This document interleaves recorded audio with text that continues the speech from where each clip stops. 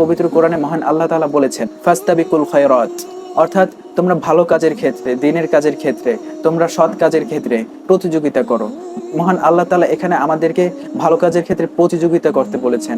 আমরা যদি প্রতিযোগিতা না করি তাহলে আমরা উন্নতি করতে পারবো না। মহান আল্লাহ তাআলা এরপরই বলেছেন ফাআইনামা কুনতুম ইয়াতি বিকুমুল্লাহু জামিআ, তোমরা যেখানেই থাকো না কেন মহান আল্লাহ তাআলা তোমাদেরকে একত্রিত করবেন।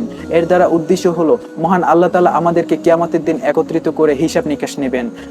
পূর্বে মহান আল্লাহ তাআলা প্রতিযোগিতার কথা বলেছেন, আমাদেরকে প্রতিযোগিতার করতে বলেছেন ভালো কাজের ক্ষেত্রে।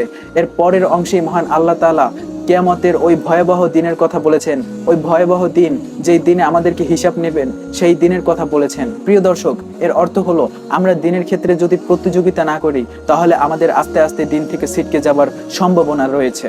সুতরাং আমাদের অবশ্যই দিনের ক্ষেত্রে প্রতিযোগিতা করতে হবে। দিনের ক্ষেত্রে প্রতিযোগিতা করলেই আমরা দিনের ক্ষেত্রে উন্নতি করতে পারবো।